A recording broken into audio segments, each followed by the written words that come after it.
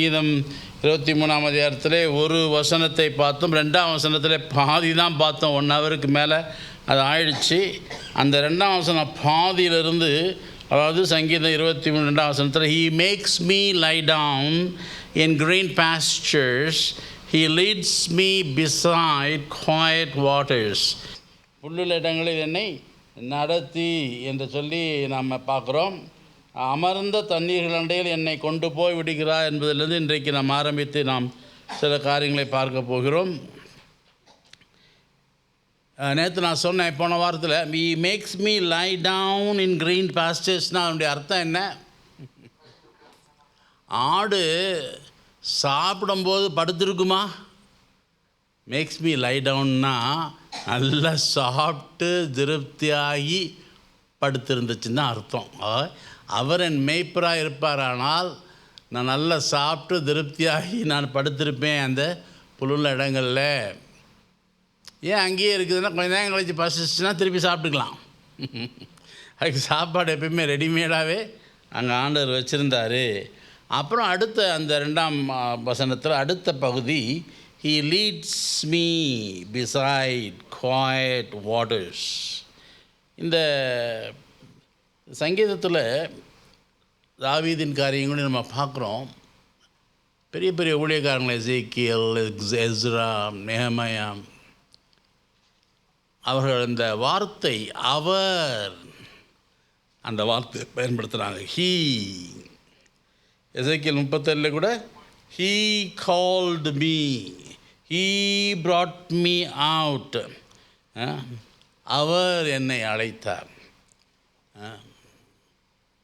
எலும்புகள் நிறைந்த பள்ளத்தாக்கில் என்னை அழைத்து சென்றார். Not I. இந்த ஊழியக்காரங்கிறதுல நான் அங்கே போனேன், நான் அந்த புல்லுள்ள இடங்களுக்கு போனேன் அப்படின்ற நான் என்ற வார்த்தையே அங்கே கிடையாது. ஆகவே நம்முடைய கூட அநேகர் சில பேர் நம்ம சாட்சி சொல்கிறோம். சாட்சி சொல்லும்போது என்ன செய்யணும்? நான் அங்கே போனேன், அது பார்த்தேன், இது பார்த்து சொல்லிட்டு அவர் என்னை அங்கே கொண்டு போனார். யோசேப்பு என்ன சொல்கிறாரு? தேவன் என்னை உங்களுக்கு முன்னமே இங்கே அனுப்பினார், நீங்கள் என்னை அனுப்பவில்லை. Once you recognize that the hand of God is in you, in whatever you do, you can be confident. நான் செய்கிற எல்லா காரியங்களையும் ஆண்டவருடைய கரம் என்மேல் இருக்கிறது அப்படின்ற ஒரு நல்ல ஒரு விசுவாசம் உங்களுக்கு இருந்துச்சுன்னா, நீங்கள் எதை குறிச்சுமே சந்தேகப்படவும் மாட்டீங்க, பயப்படவும் மாட்டீங்க. ஏன் இப்படி நடந்துச்சு, ஏன் எனக்கு இப்படி நடக்குதுன்னு யோசிக்கவே மாட்டீங்க. அவர் என்னோட கூட இருக்கிறார், எல்லாம் அவர் தான். அவரே அவரே இயேசு என்னில் ஜீவிக்கிறான் பாடுறோம் இல்லையா? என்னில் ஜீவிப்பது அவர் தான். So He makes me lie down, He leads me beside quiet waters. So David focuses always on the he called me.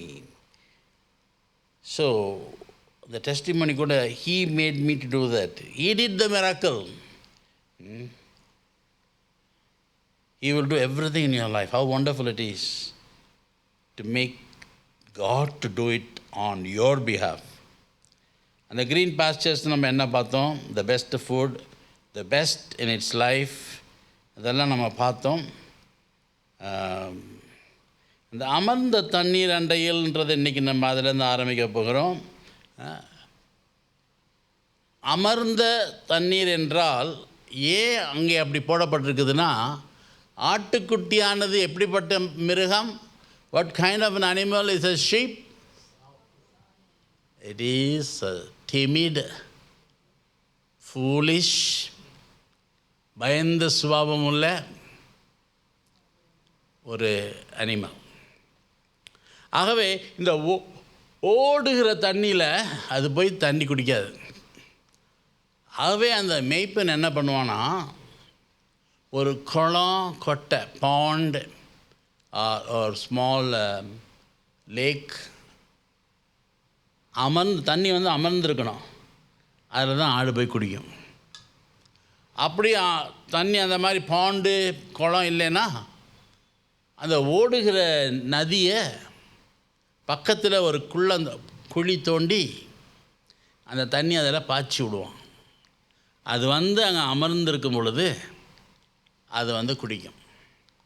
அமர்ந்த தண்ணீரண்டை என்னை நடத்துகிறார். அதான் பார்க்குறோம். என்னை நீதியின் பாதையை நடத்துகிறார். அடுத்தாப்பில் பார்க்குறோம், என்னை கொண்டு போய் விடுகிறார். அமர்ந்த தண்ணீர் நண்டண்டையில் என்னை கொண்டு போய் விடுகிறார். அல்லேலூயா. அவர் என் மேய்ப்பராக இருப்பாரானால் நாம் எதையும் போய் கண்டுபிடிக்க வேண்டிய அவசியமே இல்லை. அவர் கொண்டு போய் விடுகிறார். கண்டுபிடிக்க வேண்டிய அவசியம் இல்லை, அவரே கொண்டு போய் விடுகிறார். அதுக்காக காத்திருக்கணும். நீயா ஓடி போய் எதையும் தேடி கண்டுபிடிக்கக்கூடாது. நீயா கண்டுபிடிச்சாலும் தவறான இடத்த தான் கண்டுபிடிப்பீங்க. அவருக்காக காத்திருக்க, அவர் சரியான இடத்துல கொண்டு போய் விடுவார்.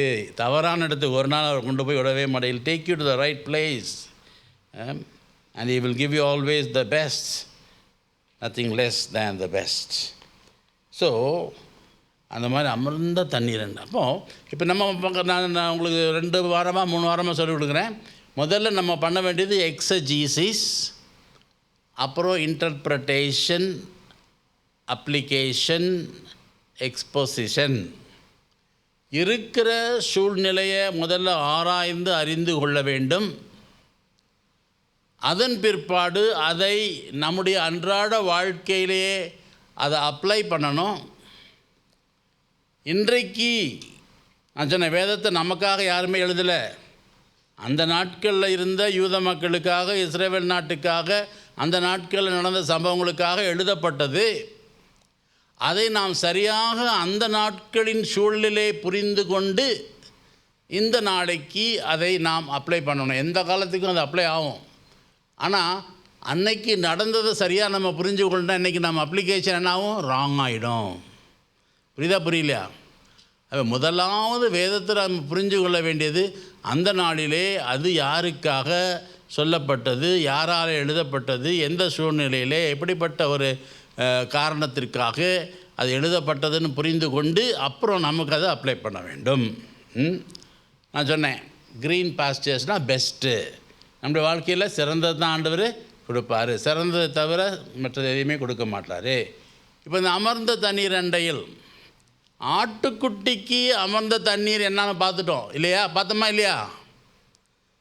அமர்ந்த தண்ணீர் அண்டையில் ஆட்டுக்குட்டி பயந்த ஒரு சுவாபம் இருக்கிறதுனால ஓடுற தண்ணியில் குடிக்காது அப்படின்றதுனால அது அந்த மாதிரி செஞ்சார், நம்ம பார்த்துட்டோம். இப்போ நம்முடைய வாழ்க்கையில் அதை எப்படி அப்ளை பண்ணுறது? நம்முடைய வாழ்க்கையிலே இந்த நாட்களிலே ஓடுகிற தண்ணி எதுங்க? டெரரிசம், ஈவில், அநியாயங்கள், இந்த எலக்ட்ரோரல் பாண்ட்ஸ், இதெல்லாம் எவ்வளோ எத்தனை கோடி. நாங்கள்லாம் வளர்ந்து வரப்போ லட்சக்கணக்கில் தான் பேசியிருக்கோம். இப்போல்லாம் கோடிக்கணக்கில் பேசுகிறாங்க. நம்ம கோடியே பார்த்ததில்ல, எல்லாம் கோடிக்கணக்கில் போகுது. இது ஓடுகிற தண்ணி. அது பக்கத்தில் நம்ம போனோம்னா நம்மளை அடிச்சிடும். ஆனால் அப்படிப்பட்ட ஓடுகிற தண்ணீரில் நமக்கு அமர்ந்த தண்ணீர் எது தெரியுமா? இப்படிப்பட்டதான விசுவாசிகளுடைய ஐக்கியம். அதில் சொல்லுங்கள், இப்படிப்பட்ட விசுவாசிகளுடைய ஐக்கியம். உலகம் வெளியில் பார்த்தீங்கன்னா பயங்கரத்தினால நிரம்பி இருக்குது. அப்படிப்பட்டதான பயங்கரமான சூழ்நிலைகள் மத்தியில் தேவன் நம்மை தெரிந்தெடுத்து, எக்லீசியா அப்படின்னா என்னத்தான்? எக் அவுட், லிஷியா அப்படின்னா அசம்பிளி, பிரித்தெடுக்கப்பட்ட அசம்பிளி, சபை. இங்கே அதான் நம்ம பண்ணுறோம். ஃபஸ்ட் எக்ஸஜீசிஸ், அதை உள்ளேருந்து வெளியில் நம்ம எடுத்து அப்புறம் அதை பார்த்து அப்ளை பண்ணுறோம். ஆகவே நமக்கு அமர்ந்த தண்ணீர் எது? விசுவாசிகளின் ஐக்கியம். அப்போ விசுவாசின் ஐக்கியத்தில் கொண்டு வந்து நம்ம குடிக்கிற தண்ணி எது? சொல்லுங்க.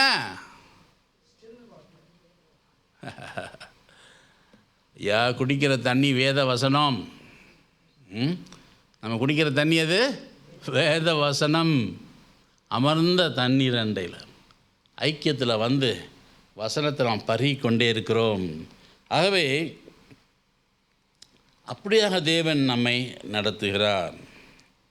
Always the best is waiting for you. நம்முடைய வாழ்க்கையில் நம்ம எதையும் ஓடி போய் நம்ம கண்டுபிடிக்க வேண்டிய அவசியம் இல்லை. I know the plans that I have for you. உன்னை குறித்த நினைவுகளை நான் அறிந்திருக்கிறேன். எல்லாமே எனக்கு தெரியும். நீ யார்? உன்னை நான் பெயர் சொல்லி அழைத்தேன். நீ என்னுடையவன், நீ என்னுடையவள். இன்னும் அழகான ஒரு தேவன். நம்ம எங்கேயும் போய் அலைந்து திரிய வேண்டிய அவசியம் இல்லை. அவர் நம்மை தேடி வருகிற தேவன். நமக்கு வந்து நமக்காக ஒரு குறிக்கோளை வச்சிருக்கிறாரு. நமக்காக ஒரு செல்வாக்க எதிர்காலத்தை வைத்திருக்கிறாரு. அண்ட் நமக்கு என்ன தேவைகள் என்பதை அவர் அறிந்திருக்கிறார்.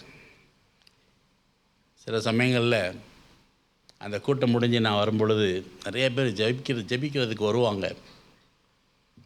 அப்போ ஒரு அம்மா வந்து, ஐயா இந்த இடத்துல இடுப்புக்குள்ளே அங்கே அந்த வெள்ளா எலும்புக்கு அடியில் வலிக்குதுங்க ஐயா அப்படின்வாங்க. நான் சொன்னேன், அதெல்லாம் டாக்டர்கிட்ட போய் சொல்லுங்கள், நான் டாக்டர் இல்லை. ஆனால் பரம வைத்தியன் ஒருத்தர் இருக்கிறாரு, அவருக்கு தெரியும் உங்களுக்கு எங்கே என்ன வலி இருக்குதுன்னு அவருக்கு தெரியும். என்கிட்ட ஜெபிங்கன்னு நான் ஜெபிச்சா எல்லா வலியும் ஓடிடும். நீங்கள் சொல்கிறது ஒரு இடத்துல தான், ஆனால் நான் ஜெபிச்சா எல்லா இடத்துலையும் ஓடிடும். அதனால் நீங்கள் அதை பற்றி கவலைப்படாதீங்க. ஒரு காட்டில் ஒரு ஆள் கார் ஓட்டிகிட்டு போனாராம். திடீர்னு இந்த கார் நின்றுடுச்சான். Suddenly the car stopped in the forest. 1 hour he was trying to do something and took the bonnet out and the car never started. After 1 hour, some old man was driving that side and he asked, son, what happened to your car? What's happening? அப்போ அவர் சொன்னார், ஐயா ஸ்டார்ட்டே ஆக மாட்டேந்தீங்க, 1 ஹவராக நான் try பண்ணுறேன். அப்படியா, இருங்க நான் வரேன். இல்லை வேண்டாங்க ஐயா, உங்களுக்கே வயசாகிடுச்சு, நீங்கள் ஏன் கையை போட்டுறீங்க? இல்லைப்பா நான் வரேன்ப்பா. அவர் வந்தாராம், அப்படி கையை போட்டு அப்படி முடுக்குனாராம், கார் ஸ்டார்ட் ஆகிடுச்சான். என்னங்க ஐயா அது, 1 hour I am trying, I couldn't start the car. Who are you? What is your name? I am Mr. Ford அப்படின்னாராம். அந்த ஃபோர்டு காரை உண்டாக்குனவர் அவர் தான், அதை டிசைன் பண்ணவர் அவர் தான். எந்த மூலையில் எந்த முடுக்கில் கை வச்சா ஸ்டார்ட் ஆகணும் அவருக்கு தெரியும். நம்மை உருவாக்கின தேவன். நம்மிடத்தில் என்ன குறை உண்டு என்று, எனக்கு என்ன குறை உண்டு நீ சொல் மனமேன்னு பாடுற இல்லையா, அவர் டக்குன்னு கையை வைப்பார், டக்குன்னு சுகமாகும். என்னுடைய ஒரு புத்தகத்தில் எழுதியிருக்கிறேன், ஆவிக்குரிய அதிகாரத்தை பயன்படுத்துவது செயல்படுத்துவது அப்படின்னு எழுதியிருக்கிறேன். ஆங்கிலத்திலே இருக்குது, how to exercise the spiritual authority. அதில் வந்து என்னென்ன பிரச்சனைகளுக்கு எப்படி சொல்லி எப்படி ஜெபிக்கணும்னு சொல்லி அதில் எழுதியிருக்கிறேன். இப்போது ஃபார் எக்ஸாம்பிள், ஒரு லேடி கூனியாக இருந்தால் அவளை பார்த்து இயேசு கிறிஸ்து சுகமாகுன்னு சொன்னாரா? இல்லை, நிமிர்ந்த நெல். என்ன சொன்னார்? நிமிர்ந்த நெல். ஆகவே சில வார்த்தைகள், பயன்படுத்த வேண்டிய வார்த்தைகளை நம்ம பயன்படுத்தினா அதில் good effect you will have. அதான் அந்த புத்தகத்தில் எழுதியிருக்கிறேன், நிமிர்ந்த நெல். மாதிரி வேதத்திலேயே எத்தனையோ நமக்கு சொல்லிக் கொடுக்கப்பட்டிருக்கு, அதை நம்ம பயன்படுத்தணும். பிசாசுக்கும் அறிவுள்ளவன். அவனுக்கு என்ன பேசுகிறீங்க அவனுக்கு தெரியும். எனக்கு பவுலையும் தெரியும், அப்போலோவையும் தெரியும், நீ யாருன்னு சொல்லி மேலே பாஞ்சு எல்லாம் நிர்வாணமாக ஓடினாங்களாம். அதனால் பிசாசுக்கிட்ட டீல் பண்ணும்போது கேர்ஃபுல்லாக டீல் பண்ணணும். நம்மளோட அவனுக்கு அதிகமாக தெரியும், நம்மளோட வேத வசனமும் அவனுக்கு அதிகமாக தெரியும். அவனுக்கு நல்லாவே தெரியும், நமக்கு தான் தெரியறதில்ல. ஆகவே அவன் வேதத்தை பயன்படுத்தி தானே இயேசு கிறிஸ்துவை சோதித்தான். இயேசு கிறிஸ்து தன் சொந்த வார்த்தைகளை பேசினாரா? நல்லா கவனிங்க. இப்படி எழுதியிருக்கிறதேன்னு சொன்னான் வனாந்தரத்தில். இயேசு என்ன சொன்னார்? இப்படி எழுதியிருக்கிறதே, உன் தேவனாகிய கர்த்தரை நீ சோதிக்காதிருப்பாயாக. வசனத்துக்கு வசனம் தாங்க அடி கொடுக்கும். உங்கள் சொந்த வார்த்தையில் எந்த ஒரு பலனும் கிடையாது. ஆகவே வசனம் தெரியலன்னா நீங்கள்லாம் வல்லமை இல்லாதவர்கள். அதுதான் இன்றைக்கி வந்திருக்கிறீங்க. வசனத்தை தெரிஞ்சு கொள்ளணும். உம்முடைய வசனத்தை என் இருதயத்திலே நான் வைத்தில்லாமல் இருந்தேனானால் என் துக்கத்தில் நான் அழிந்து போயிருப்பேன். If I had not hidden your word in my heart, I would have been destroyed in my disparity என்று அவர் தாவீது சொல்கிறார். வசனங்களை உள்வாங்கி வைத்துக்கொண்டு அப்பப்போ வெளியில் வரணும். அதில் தான் நம்முடைய வாழ்க்கையினுடைய வெற்றியே இருக்குது. மலேசியாவில் ஒரு பெரிய மெத்தடிஸ்ட் பாஸ்டர்ஸ் கான்ஃபரன்ஸ்க்கு என்னை பேசுகிறதுக்கு கூப்பிட்டுருந்தாங்க. மலேசியா ஃபுல்லாக இருந்த எல்லா டிஸ்ட்ரிக்ஸ்லேருந்து பாஸ்டர்ஸ் வந்திருந்தாங்க. அப்போ அந்த சூப்பரிண்டெண்டன்ட் என்னை இன்ட்ரடியூஸ் பண்ணும்போது அவர் சொன்னார், இந்த ப்ரொஃபஸர் டாக்டர் சந்திரகுமார் அவருடைய பெயருக்கு கீழே ரொம்ப நீண்ட டிகிரிஸ் இருக்குது. அவருக்கு 9 டிகிரி 7 டிகிரி இருக்குது. ஆனால் அதை பற்றி நான் சொல்ல விரும்பலை. ஒன்றை மட்டும் அவரை பற்றி நான் சொல்ல விரும்புகிறேன்னாரு. நான் நாங்கள் உட்காந்துக்கிட்டு என்ன சொல்ல போகிறாரோன்னு யோசிச்சுட்டு இருந்தேன். அவர் என்ன தெரியுமா சொன்னார், இந்த டாக்டர் சந்திரகுமார் அப்படியே தலையிலாக தூக்கி நிறுத்தினேன்னா அவர் வாயிலேருந்து கீழே விழுகிறதெல்லாம் வசனங்கள் தாயா விழு அப்படின்னாரு. எனக்கு ரொம்ப பெருமையாக இருந்துச்சு, ரொம்ப சந்தோஷமாகிடுச்சு. இது நல்ல சாட்சி ஆண்டவரே, வேறு எந்த சாட்சி எனக்கு வேண்டாம். அவர்கிட்டருந்து வெளியே வரதெல்லாம் என்ன வருமா? வசனங்கள். வசனங்கள். நான் சில சமயம் தீர்க்கதரிசனம் தான் சொல்கிறேன்னு சொல்ல மாட்டேன், ஆண்டவர் சொல்கிறாருன்னு சொல்ல மாட்டேன், அப்படியே வசனமாக சொல்லுவேன். அந்த வசனத்தில் அவங்களுக்கு வேண்டிய பதில்கள் இருக்கும். தீர்க்க தரிசனம் என்னங்க? வேத வசனம் தான் தீர்க்க தரிசனம். தீர்க்க தரிசி யார்? ஆண்டவர் தான் தீர்க்க தரிசி. The prophet is God himself and the prophecy is the word of God itself. You don't have to go anywhere. So ஆகவே அவர் அங்கே கையை வச்சுடனே இந்த கார் ஸ்டார்ட் ஆகிடுச்சுன்னா, மிஸ்டர் ஃபோர்டு அவருக்கு தெரியாத இடம் இல்லை. Just put his hand and so when you pray to God, just leave it to God. இதை உமக்கு சித்தமானபடி இதை செய்யும். ஆண்டவருக்கு அட்வைஸ் கொடுக்குறான்னு நிறையா இருக்கிறான். ஆண்டவரே இந்த ரூட்டில் போய் இந்த ரூட்டில் வந்தால் எனக்கு கொஞ்சம் வசதியாக இருக்கும். நீ நினைக்கிற அப்படி, நீ ஒரு ரூட்டை பார்க்குற, அவர் வேறு ரூட்டை பார்க்குறாரு. என் நினைவுகள் உன் நினைவுகள் அல்ல, என் வழிகள் உன் வழிகள் அல்ல. அதனால தான் இதெல்லாம் சொல்லி வச்சார். அவன் ஒரு ரூட்டை பார்க்குறனால தான் அப்படி சொல்கிறாரு.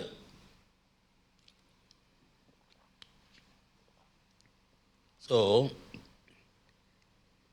அங்கே நாம் 2ஆம் வசனத்தை பார்த்தோம். என்னை தண்ணீர்கள் அண்டையில் நடத்துகிறார், அமர்ந்த தண்ணீர் அண்டையில் கொண்டு போய் விடுகிறார். ஏன் கொண்டு போய் விடுறாரு? உனக்கு பதிலாக அவர் குடிப்பாரா? நீ தான் குடிக்கணும். அவர் வெறும் கொண்டு போய் தான் விடுவார். குடிக்கிறது உன் வேலை. இந்த பக்கம் அந்த பக்கம் பார்த்துட்டு இருந்தால் ஒன்றும் நடக்காது. ஆகவே நம்ம இந்த எக்ஸர்சைஸை எப்படி படிக்கிறோம் தெரிஞ்சுக்கணும். அடுத்த வசனத்துக்கு போகலாமா? இல்லைன்னா இன்றைக்கெல்லாம் முடிக்க முடியாது. சங்கீதம் 23 3ஆம் வசனம் யாராவது வாசிக்கும் சத்தமா?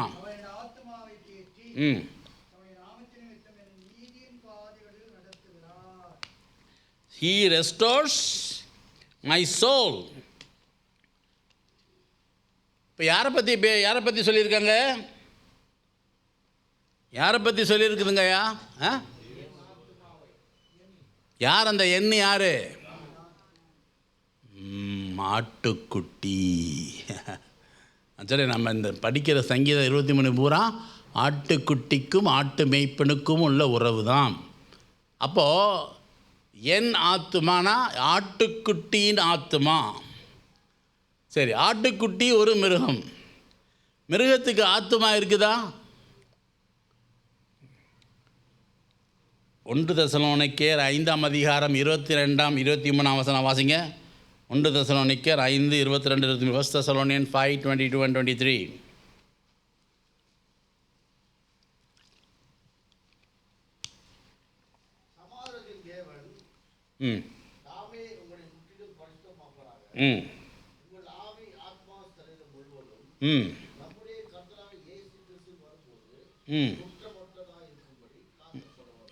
உங்களுடைய ஆவி, ஆத்மா, சரீரம் முழுவதும் 3 காரியங்கள் பார்க்குறோம்.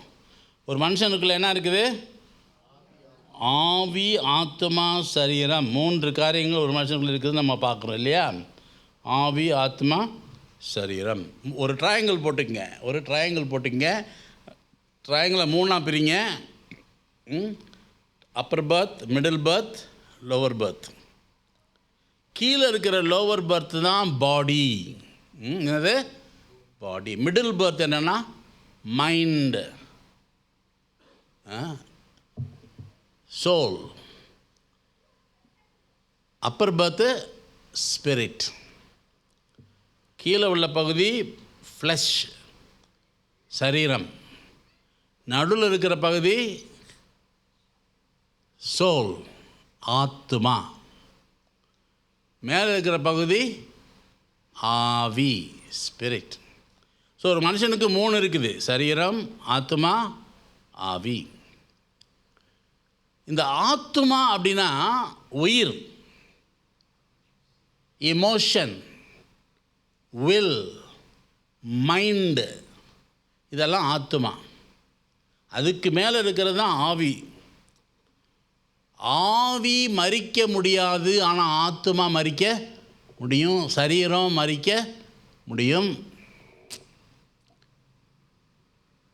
நான் சொன்னேன், இந்திரா காந்தியை சுட்டப்ப சரீரம் மறிச்சிடுச்சு, ஆனால் ஆத்மா இன்னும் பிரெயின் ஒர்க் பண்ணிகிட்டு இருந்துச்சு. அதனால் டெட்டுன்னு ப்ரொக்ளைம் பண்ணலை அவங்க ரொம்ப நேரத்துக்கு. இந்த ஆத்மா இஸ் வெரி இம்பார்ட்டன்ட். மனுஷனுக்கு இந்த 3 காரியம் இருக்குது, மிருகங்களுக்கு 3 காரியங்கள் இல்லை. இதெல்லாம் நீங்கள் புரிஞ்சு கொள்ளணும். மிருகங்களுக்கு ஆவி என்பது இல்லை. மிருகங்களுக்கு சரீரமும் ஆத்மா தான் இருக்குது. என்ன அப்படி பார்க்குறீங்க? ஆட்டுக்குட்டி வாயில் வச்சு ஆண்டவர் ஊதுனாரா? மனுஷனுடைய வாயில் தான் ஊதினார், அவருடைய ஆவியை ஊதினார், அவருடைய spirit. God is a spirit being and he wants to communicate with man. So unless he is a spirit being, God cannot communicate with man. அவன் ஒரு ஆவியில் உள்ளவனா இல்லைன்னா ஆவியான தேவன் அவனோட உறவாட முடியாதுன்னு தான் அவனுக்குள்ள ஒரு ஆவியை அவர் படைக்கிறார். இந்த பழத்தை சாப்பிடும் நாளிலே நீ சாகவே சாவாயின்னு சொன்னார். பிசாசு என்ன சொன்னா? நீ சாகவே சாக மாட்டாய். நல்லா கவனிங்க. பிசாசு பேசுகிறான்றது எப்படி தெரியுமா கண்டுபிடிக்க முடியும்? ஆண்டவர் பேசுகிற மாதிரியே பேசுவான். அப்படியே டயலாக் அப்படியே பேசுவான்.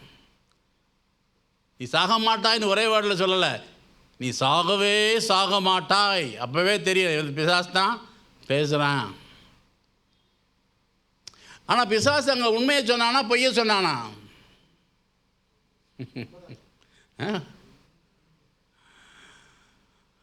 உண்மையை போன்ற ஒரு பொய்யை சொன்னான். இதில் தான் நம்ம ஏமாந்து போகிறோம். It talked something which looked like truth, but inside the truth there was a lie. That is, God told about some death, but he talked about another death. And perhaps he didn't know that. அவனுக்கு சரீரப்பிரகாரமான மரணம் இருக்குன்னு பிசாசுக்கு தெரியாது. சில சமயங்களில் பிசாசை யோசித்தா எனக்கு ரொம்ப வருத்தமாக இருக்குது. ஏன்னா எத்தனையோ நடக்கிற பிரச்சனைக்கெல்லாம் நம்ம யார் மேலே பழைய போட்டுறோம்? பிசாஸ் மேலே பழைய போட்டோம். அவனுக்கே தெரியாது இது ஏன் நடந்துச்சுன்னு. அவனுக்கே தெரியாதுங்க. ஏன்னா ஆண்டவர் இதுவரைக்கும் அவங்க அந்த பழத்தை சாப்பிட்ற வரைக்கும் மரண தண்டனையை ப்ரொக்ளைம் பண்ணவே இல்லை, ப்ரொனவுன்ஸ் பண்ணவே இல்லை. அதனால் மனுஷன் மரிப்பான் என்று அவனுக்கு தெரியாது. அவனுக்கு தெரிஞ்சது மனுஷன் மரிக்க மாட்டான். Is an eternal being. ஆகவே அவன் சொல்கிறான், நீ சாகவே சாக மாட்டாய். அந்த பழத்தை சாப்பிட்ட உடனே அவங்க செத்தாங்களா? இல்லையே. அப்போ உண்மை தானே சொன்னான். இதான் ஆண்டவர் ஆவிக்குரிய காரியத்தை பற்றி பேசும்பொழுது இவன் சரீர பிரகாரமானதை பற்றி பேசுவான். அங்கே தான் நம்ம ஏமாந்து போகக்கூடாது. Is a tricky fellow. ஏவாளால் அதை புரிஞ்சு கொள்ள முடியலை. அவன் ஒரு விதத்தில் உண்மை தான் சொன்னான். ஆனால் ஆண்டவர் சொன்னது ஆவிக்குரிய மரணம். அதாவது பிதாவுக்கும் மனுஷனுக்கும் ஏற்படும் பிரிவு, அதுதான் ஆவிக்குரிய மரணம். அப்பா பிதாவே என்று கூப்பிடத்தக்கதான புத்திர சுகாரத்தை எடுத்து போட்டார். அவர் அந்த the cool of the day he was walking in the garden of Eden, and Adam and God, they were talking, and Eve and God were there, they were talking, and they were not afraid of God.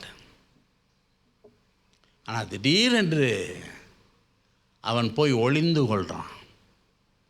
2 பேரும் போய் ஒளிந்து கொள்கிறாங்க.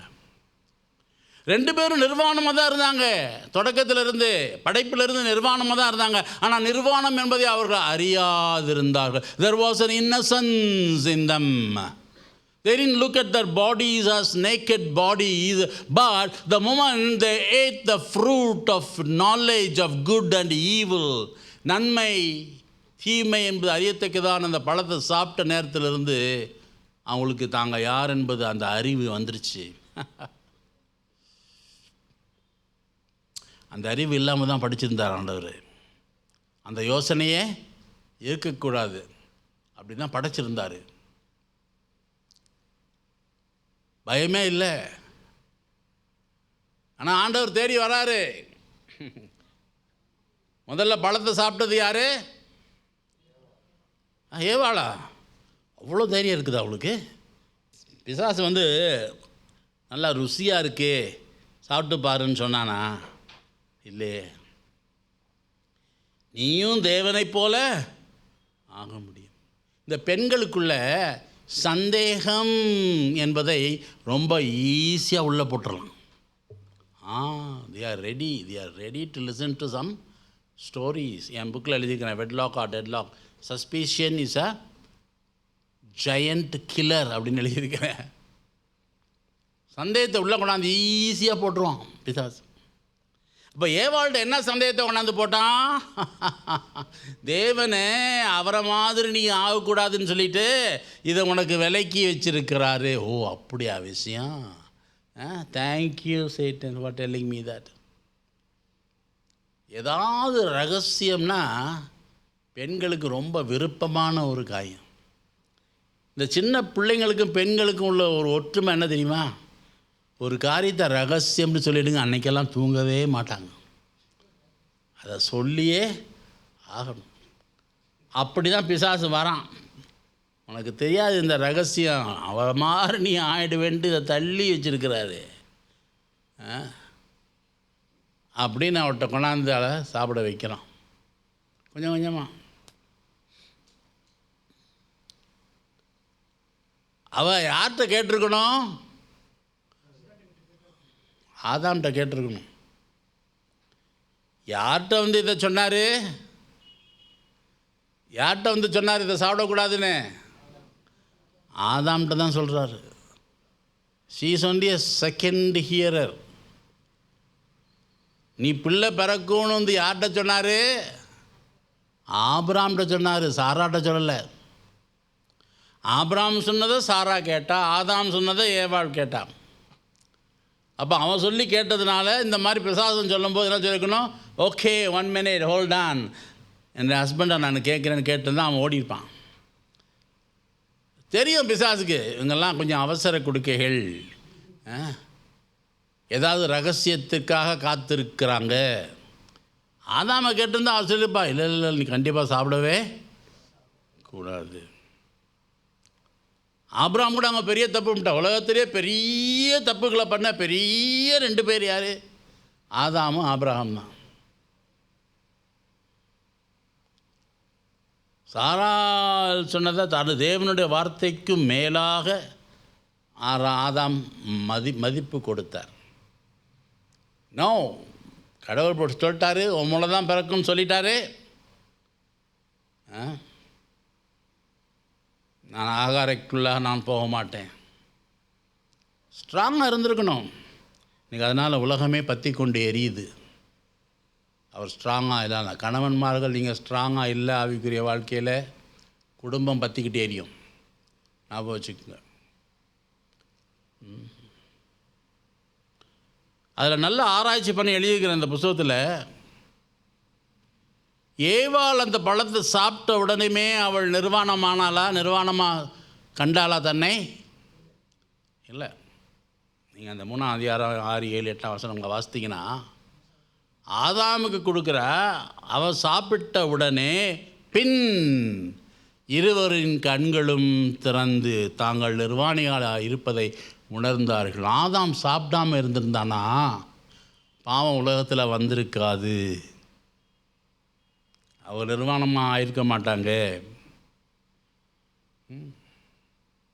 அதுதான் பின்னால் பவுலப்போஸ்தலன் சொல்கிறார், யார் வஞ்சிக்கப்பட்டது?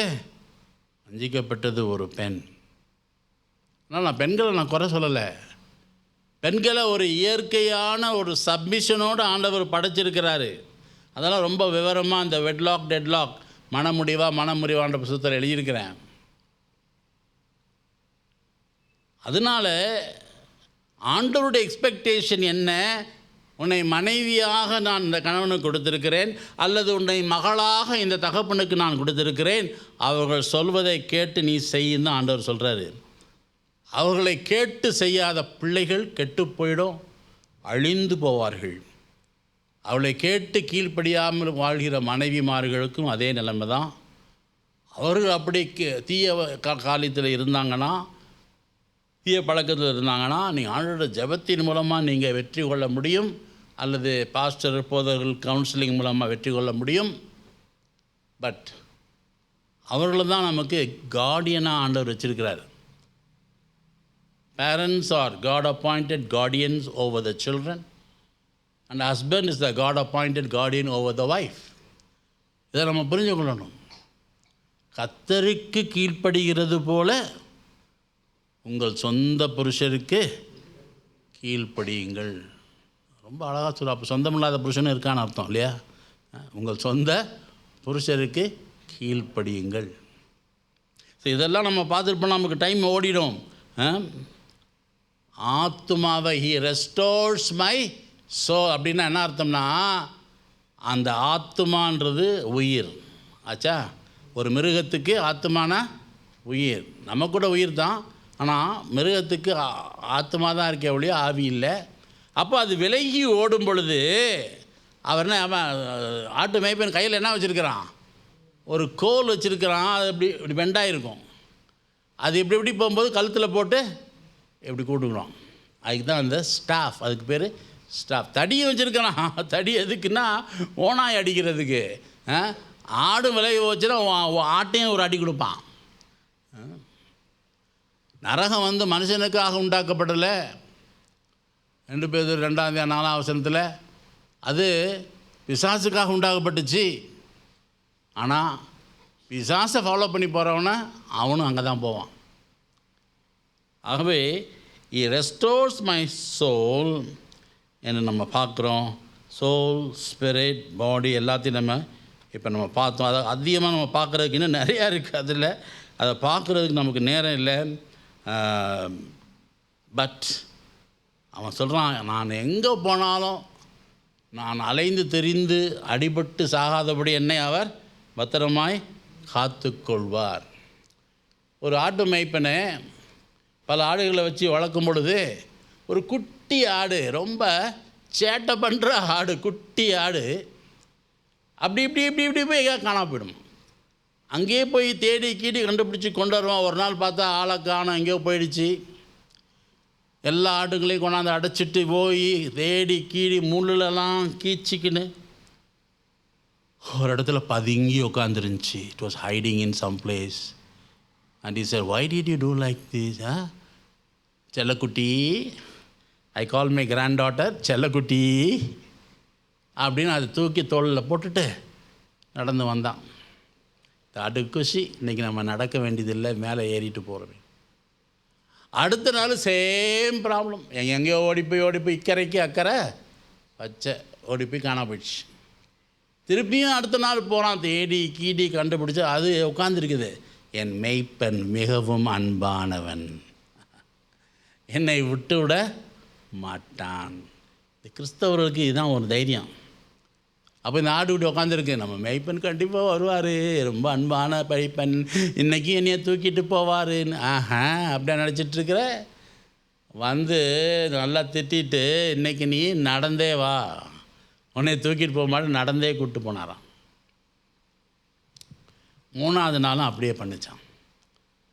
3ஆவது நாள் என்ன பண்ணாராம், இன்றைக்கி கையில் தடி கொண்டாந்தாராம். அடித்த அடியில் ஒரு கால் உடஞ்சிடுச்சான். Thank God for your broken legs. கை காலை உடைச்சா சோத்திரம் பண்ணுங்க, உன் நன்மைக்கு தான். காலை அடிச்சுட்டு உடைச்சிட்டு தூக்கி வச்சு கொண்டு போய் காயத்துக்கு அடிக்கிற கை தான் அணைக்கும்னு சொன்னாங்க. அந்த மாதிரி அவர் நல்ல காயெல்லாம் கட்டிட்டு மருந்தெல்லாம் போட்டுட்டு அடுத்த நாளும் தோள்பட்டையில் போட்டு கொண்டு போனார். இன்றைக்கி எங்கேயாவது ஓட முடியுமா? ஆமாம், ரொம்ப சேட்டை பண்ணிங்க, ஓட முடியாதபடி கையை காலை உடைச்சிடுவார் ஆண்டவர்.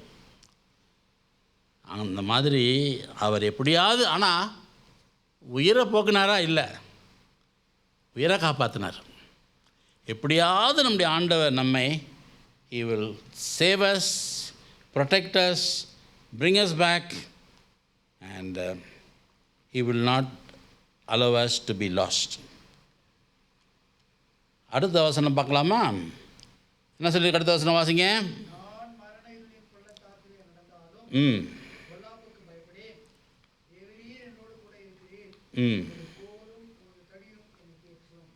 மரண இருளின் பள்ளத்தாக்கு. Even though I walk through the valley of the shadow of death, I fear no evil, for you are with me. இப்போ நம்ம ஒரு வசனத்தை வாசித்த உடனே என்ன செய்யணும்? எக்ஸஜீசிஸ். என்னது? எக்ஸஜீசிஸ். அதனுடைய இயற்கையான சூழ்நிலையை நாம் ஆராய்ந்து பார்க்க வேண்டும். இயற்கை சூழல். ஆட்டுக்குட்டிக்கு அகெயின் எங்கே போனோம்? ஆட்டுக்குட்டிக்கு. சங்கீதம் 23 படிக்கிறப்பெல்லாம் யாரை பற்றி யோசிக்கணும் நீங்கள்? ஆட்டுக்குட்டி, ஆட்டு மேய்ப்பன், ஆட்டுக்குட்டிக்கு. அது ஐயின் வரடாலாம் ஆட்டுக்குட்டிக்கு.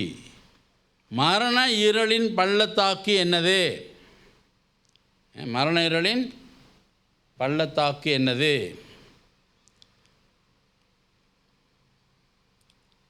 அந்த இஸ்ரவேல் நாட்டில், இங்கே எல்லாம் என்னை பாருங்கள், பைபிள் பார்க்காதீங்க, சின்ன சின்ன மலைகள் இருக்கும். நான் எல்லா இடமும் சுற்றி திரிஞ்சு வந்திருக்கிறேன். சின்ன சின்ன மலைகள் இருக்கும் வனாந்தரத்தில். இந்த மாதிரி ஒரு மலையிலேருந்து இன்னொரு மலைக்கு தாவலாம். அங்கே ஒரு ஒத்தையடி பாதை இருக்கும். சின்ன சின்ன மலைகள், ஒத்தையடி பாதை இருக்கும்.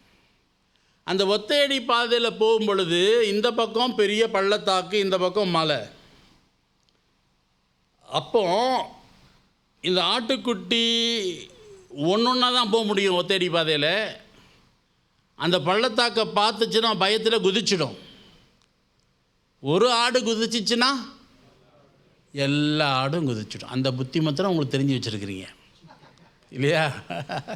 எல்லா ஆடும் குதிச்சிடும். அதனால மேய்ப்பர் என்ன பண்ணுவானா, இந்த பள்ளத்தாக்கு இருக்கிற சைடில் அவனுடைய முதுகை காட்டி இப்படி திரும்பி நினைக்கிடுவானா. அந்த ஒத்தையடி பாதையில் அந்த ஆடு போகும்போது பள்ளத்தாக்கை பார்க்குமா, மேய்ப்பனுடைய முகத்தை பார்க்குமா ஆடு. அல்லேலூயா. இது இயற்கை சூழ்நிலை. இந்த மாதிரி இஸ்ரவேல் நாட்டில் பல இடங்கள் இந்த மாதிரி இடங்கள் இருக்குது. இந்த மாதிரி இடங்களுக்கு தாவீது தன்னுடைய ஆடுகளை கூட்டி போய் அந்த பழக்கத்தில் அவர் எழுதுகிற எல்லாமே அவருடைய அனுபவத்தில் தான் எழுதுகிறாரு. நான் மரண இருளின் பள்ளத்தாக்கில் நடந்தாலும். நம்ம சில இடங்கள்லாம் இந்த கொடைக்கானல், இந்த ஊட்டி, நம்ம இடங்கள்லாம் போகும்போது சூசைட் பாயிண்ட்டுன்னு வச்சுருக்கிறான் இல்லையாங்க. அந்த இடம் தான் சில பேருக்கு சூசைட் பண்ணுறவங்களாம் அங்கே போய் பண்ணிக்கிறோம். அவனுக்கு தெரியும் அங்கேருந்து ஈஸியாக குதிச்சிடலான்னு. அந்த மாதிரி இந்த ஆட்டுக்கு அது ஒரு சூசைட் பாயிண்ட் மாதிரி. அப்போ வந்து மேய்ப்பன் அங்கே நிற்கிறானா, நடந்து போகும்போது தேவரீர் நீர் என்னோட கூட இருக்கிறீர். அவன் முகத்தை தான் பார்க்கும். அப்போ பயம் இருக்காது. அப்போ போயிடும். நிறைய கர்த்தருடைய பரிசுத்தவான்கள் குழந்தைகள் மரிக்கும் பொழுது நான் பார்த்துருக்கிறேன் எவ்வளோ பேரை. அவனுடைய முகம் ஒரு மாதிரி சிரித்த முகமாக இருக்கும். அப்பெண்டிசைட்டிஸில் ஒரு பையன் 3-4 வயசு பையன், எங்கள் சொந்தக்காரங்க தெரிஞ்ச டாக்டருடைய பையன், இறக்கும்போது அது பர்ஸ்ட் ஆகிடுச்சு, ஒன்றும் செய்ய முடியல. Mummy I'm seeing angels, I'm seeing angels, I'm seeing Jesus அப்படின்னா. They can see. எவ்வளோ பேர் அந்த மாதிரி நான் பார்த்துருக்குறேன், ஸ்மைலிங் ஃபேஸ். அதே சமயத்தில் பயங்கரமான ஒரு கொலைகாரன், விக்கெட்டு, ஈவில் ஃபெலோ, அவன் மரிக்கும் பொழுது அவனுக்கு மரிக்கவே விருப்பம் இருக்காது. அவன் முகம் விகாரமாக இருக்கும். ஏன்னா அவன் நரகத்தை பார்ப்பான், எரிகிற அக்னியை பார்ப்பான். கர்த்தருடைய பரிசுத்தவான்கள் தூதர்களை பார்ப்பாங்க, இயேசுவை பார்ப்பாங்க. ஸ்தேவான் யாரை பார்த்தா? இயேசு என்ன பண்ணிட்டு இருந்தார்? உட்காந்துருந்தாரா? நல்ல வேலை மாற்றிட்டீங்க, இல்லைன்னா வெளியில் போட்டிருக்க மாட்டேன் நான்.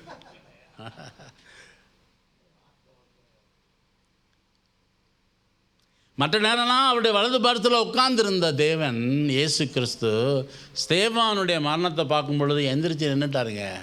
என்னை போல ஒருவன் இந்த உலகத்தில் இருக்கிறானே.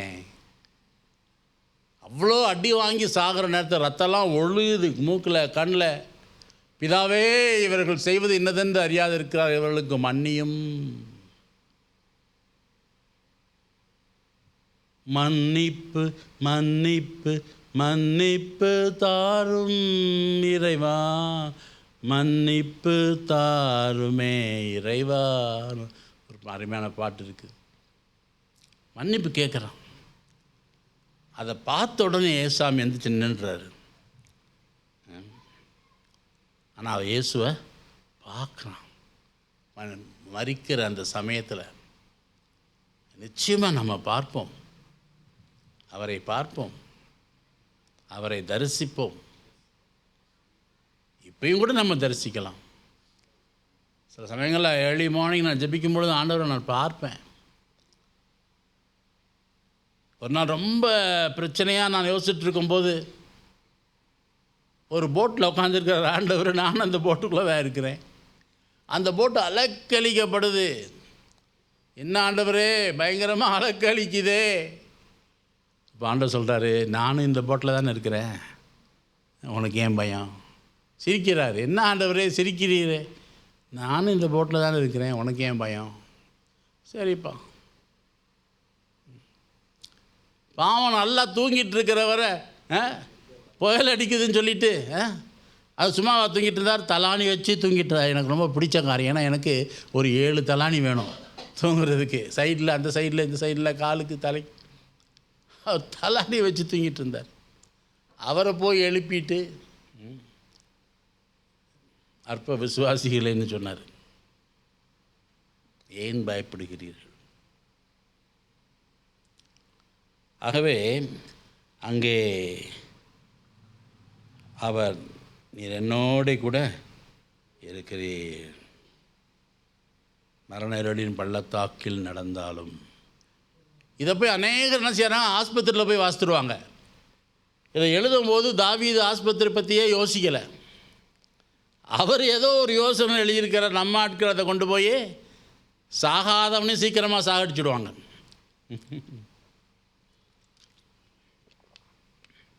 அதுக்காக அதை வாசிக்காதீங்க, தப்பு, அந்த மாதிரி சொல்ல நான். ஆனால் அது எழுதப்பட்ட காரணம் மரிக்கும் தருவாயில் இருப்பவர்களுக்காகன்னு இல்லை, இந்த சூழ்நிலையை வச்சு எழுதுகிறார். அந்த பள்ளத்தாக்கு, மரண இருளின் பள்ளத்தாக்கு வழியாக நடந்து போகும்போது நீ என்னோடு இருக்கிறியான உன் முகத்தை தான் நான் பார்ப்பேன். சில பேருக்கு ஆறுதலாக நம்ம அதை போய் வாசிக்கலாம், ஆனால் சொல்லலாம்.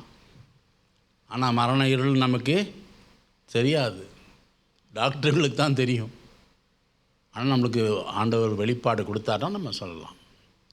தைரியமாக நீங்கள் ஆண்டவரை நோக்கி பாருங்கன்னு சொல்லலாம். ஸோ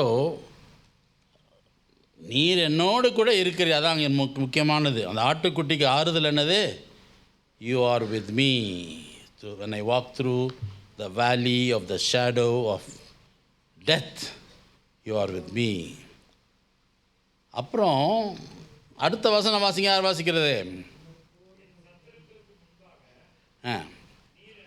இல்லை, அங்கே இன்னொரு வசனத்தை விட்டுட்டீங்களே. உமது கோலும் உமது தடியும் என்னை தேற்றும். தோற்றும் இல்லை, தேற்றும். அடி உதவுற மாதிரி அண்ணன் தம்பி கூட உதவ மாட்டான்னு சொல்லுவாங்க. அது மாதிரி அங்கே அடி கூட வச்சிருக்கிறார் அவர். கோலும் தடியும் என்னை தேற்றுமா. அந்த தடி தான் சொன்னேன். தடி வந்து ஓநாய்களை துரத்துறதுக்கு, மிருகங்களை துரத்துறதுக்கு, அடிக்கிறதுக்கு. ஆனால் அந்த கோல் இது எதுக்கு? அது விலகி போச்சுன்னா கழுத்தில் போட்டு இப்படி கொண்டு வர்றதுக்கு. அது தேற்றும். விலகி போகிறவங்களுக்கு ஒரு தேர்தலை கொண்டு வரும், ஆறுதலை கொண்டு வரும், பாதுகாப்பை கொண்டு வரும். அது மீறி போனால் அடி கூட கிடைக்கும். சரி, the rod and thy staff they comfort me. So எந்த பிரச்சனை இருந்தாலும் சில சமயங்களில் ஆண்டவர் நம்மளுக்கு சில அடிகள் கொடுக்க வேண்டியது தான் இருக்கும். ஏன் ஆண்டவரே நீ அடிச்சிங்கன்னு கேட்காதீங்க.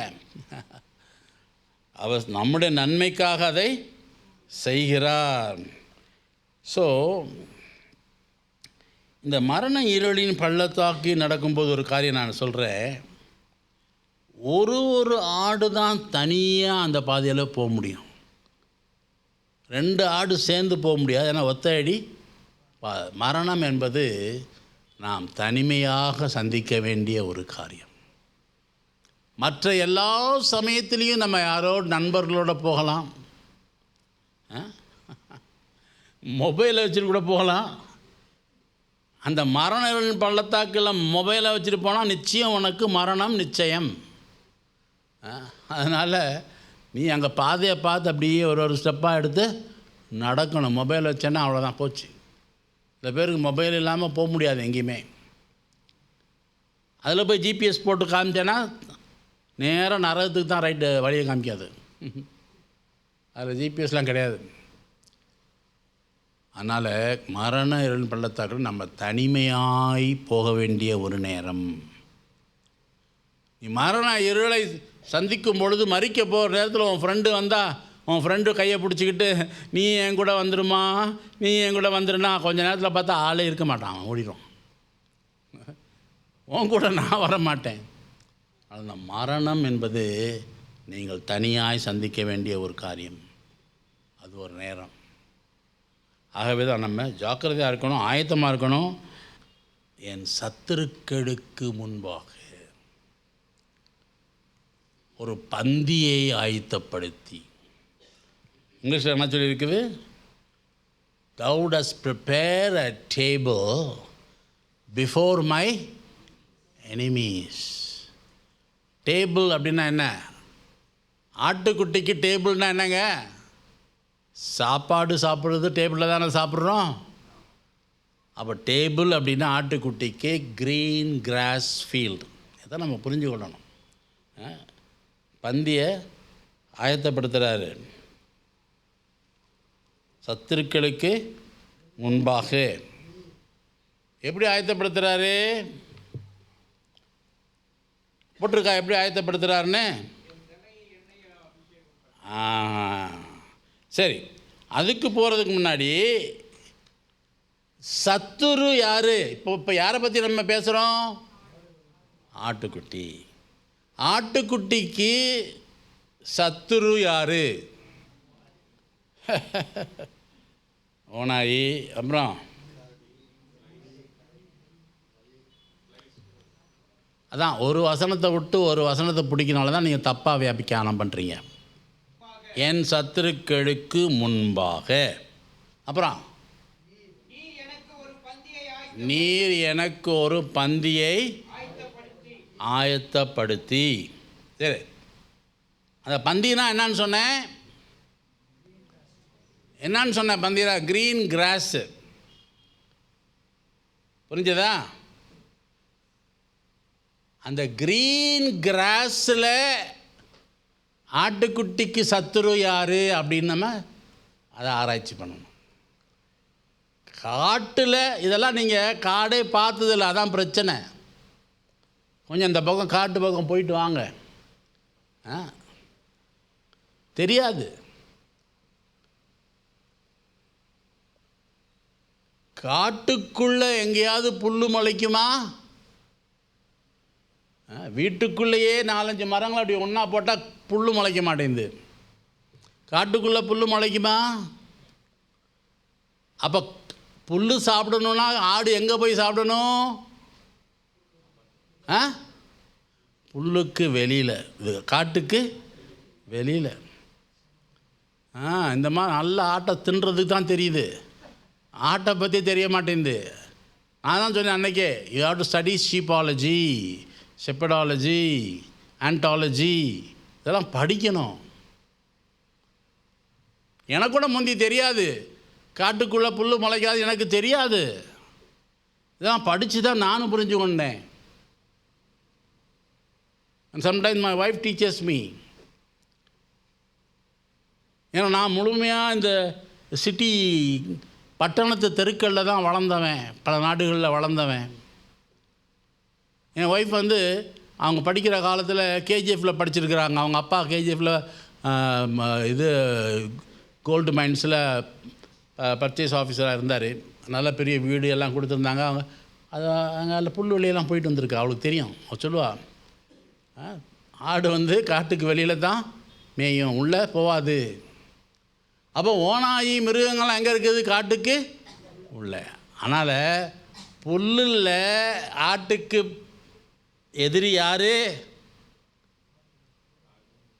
சொல்லுங்கள்? நாளைக்கு இந்த வாரத்துக்குள்ளே எல்லோரும் போய் எங்கேயாவது ஒரு காட்டை பார்த்துட்டு வந்துடணும். அட்லீஸ்ட் கேஜிஎஃபாவது போயிட்டு வந்துடுங்க, சரியா? ஐயா, புல்லு தரையில் ஆட்டுக்கு எதிரி யார்? பாம்பு. இப்போ தான் தலையில் வேலையே செய்யுது. இல்லை எடுத்த உடனே ஓனாய், சிங்கம், புலி இதை தான் நீங்கள் பேசுகிறீங்க. ஆண்டவர் சொல்லும்போது ஒன்று அழகாக பேசுகிறார். என் சத்துருக்கு முன்பாக ஒரு பந்தியை, பந்தினா புல். அப்போ புல்லில் யார்? சத்துரு. இப்படி தான் யோசிக்கணும். Forward reverse, reverse forward, forward reverse, இப்படி போனால் தான் பைபிள் புரியும் நமக்கு. அப்போ பாம்புக்கு முன்பாக ஒரு பந்தியை ஆயத்தப்படுத்தி என் தலையை எண்ணெயால் அபிஷேகம் செய்கிறீர். ஏன்? பாம்பு எதிரி. அதுக்கும் இது தலையை அபிஷேகம் பண்ணுறதுக்கும் என்ன சம்பந்தம் இருக்குது? உடனே ஆராய்ச்சி பண்ணணும். பாம்புக்கு ஒரு விதமான எண்ணெய் smell, the smell of a certain oil பாம்புக்கு பிடிக்காது. அந்த ஸ்மெல்லு வந்த உடனே பாம்பு ஓடிடும். நம்ம வீடுங்களில் எலியை வரக்கூடாதுன்னா இந்த கற்பூரம் போடுறோம் இல்லைங்களா? கார் போனட்டில் கூட நீங்கள் கற்பூரம் போட்டிங்கன்னா உங்கள் வயரில் வந்து எலி கடிக்காது. கற்பூர வாசனை அதுக்கு பிடிக்காது.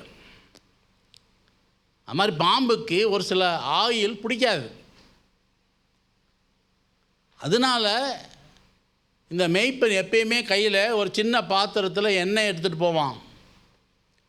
போயிட்டு அங்கே எங்கெல்லாம் பாம்பு புத்து இருக்குதோ அதிலெல்லாம் ஊற்றி அந்த புத்து நிரம்பி வழியும். என் பாத்திரம் நிரம்பி வழிந்தது. எண்ணெயை ஊற்றுவான். அது மாத்திரம் இல்லை, இந்த ஆட்டுக்குட்டி குனிஞ்சி புல் சாப்பிடும்போது அங்கே நிறையா வண்டுகள், பூச்சிங்கள்லாம் ஆடுடைய வாயை கடிக்கும். அதனால் தலையை எண்ணெயினால் அபிஷேகம் பண்ணி வாய் வரைக்குமாக இப்படி நல்லா எண்ணெயை வச்சு தேய்ச்சி விட்ருவோம். அந்த ஸ்மெல்லுக்கு அந்த புல் தரையில் ஓடுகிற பூச்சிகள்லாம் ஆடுடைய வாயை கடிக்காது. என் தலையை எண்ணெயால் அபிஷேகம் பண்ணுகிறீர், என் பாத்திரம் நிரம்பி வழிகிறது.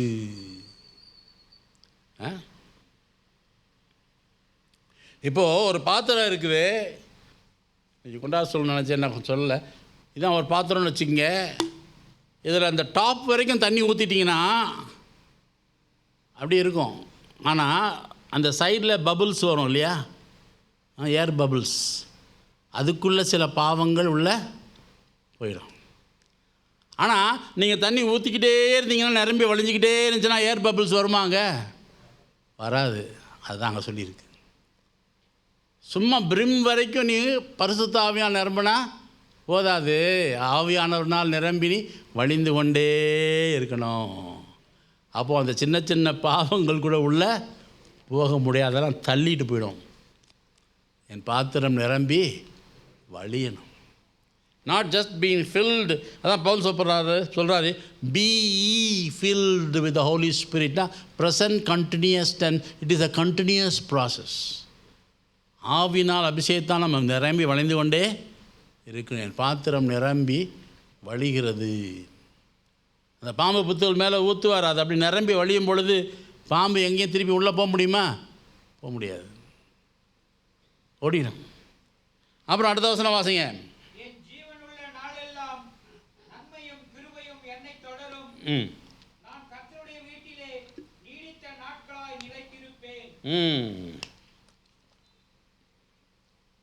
ஜீவனுள்ள நாளெல்லாம்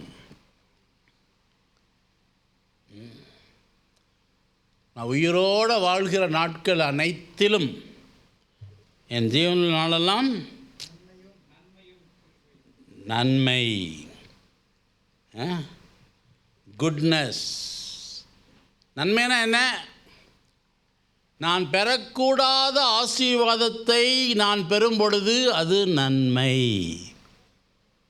The blessings that I don't deserve, when I receive it, that is blessings, goodness. நான் பெறக்கூடிய தண்டனையை நான் பெறாமல் இருக்கும் பொழுது அது கிருபை. நான் பெறக்கூடாத நன்மையை பெறும் பொழுது அது நன்மை. பெறக்கூடிய தண்டனையை பெறாமல் இருக்கும் பொழுது அது கிருபை. நன்மையும் கிருபையும் என்னை தொடரும்னா என்ன அர்த்தம்? இந்த உலகத்திலேயே இருக்கும். இந்த உலகத்தை விட்டு கடந்து போகிற வரைக்கும் என்னை தொடரும். என்னை தொடரும், என்னை விட்டு போகாது. தொடர்ந்து அவருடைய கிருபை, பாவம்ன்ற அந்த இதுவே இல்லாதபடி ஆண்டவர் நமக்கு விடுதலை கொடுத்து கொண்டே இருப்பார். Somebody said, Christians are not sinless, but they only sin less. Christians are not sinless, but they only sin less. That's not true. You should not sin less or more. You cannot be sinless, but ஏதோ அறிந்தும் அறியாமலும் செய்தேன் பாவங்களை எனக்கு மன்னியும் நம்ம சொல்லிக்கிட்டே இருக்கும் போது மன்னிப்பு கேட்டு நம்ம ஆண்டவர்கிட்ட மன்னிப்பை பெற்று தொடர்ந்து அவரோடு நம்ம பரிசுத்தமான வாழ்க்கையை நாங்கள் வாழ வேண்டும். The blessing that I don't deserve, God gives, and that is goodness. And mercy is the thing what I deserve, the punishment that I don't get, that is mercy, கிருபை. இன்னும் நிறையா இருக்குது பார்க்குறதுக்கு. நான் அப்படியே தள்ளிக்கிட்டே போயிட்டேன்.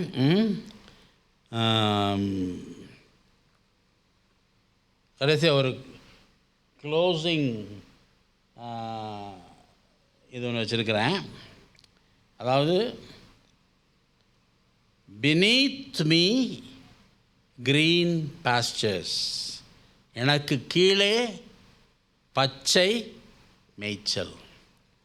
beside me still waters, எனக்கு அருகில் அமர்ந்த தண்ணீர். with me my shepherd, என்னுடன் என் மேய்ப்பர். before me a table, எனக்கு முன்பாக ஒரு பந்தி.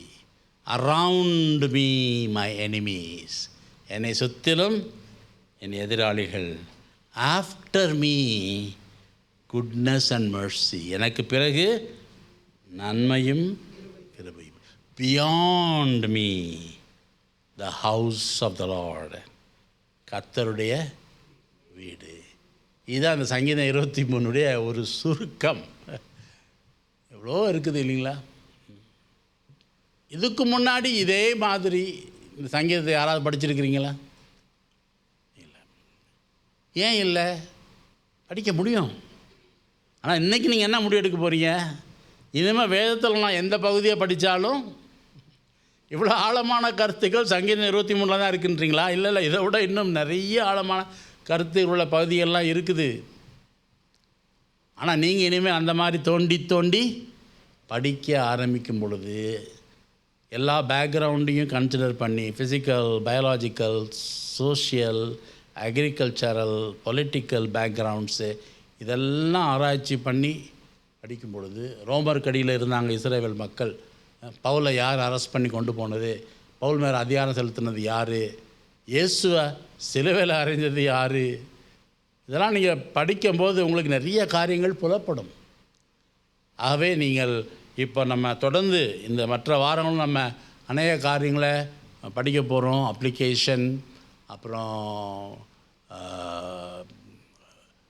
கதைகள் மூலமாக எப்படி நம்ம கத்தியங்க பைபிளில் சொல்லிக்கிற கதைகள் மூலமாக, பைபிளில் சொல்லிக்கிற தீர்க்க தரிசனங்கள் மூலமாக எப்படி நாம் அதை புரிஞ்சு கொள்வது, இப்படி பல காரியங்களை நம்ம படிக்க போகிற வருகிற வாரங்களில் நீங்கள் மறந்துடாமல் வாங்க.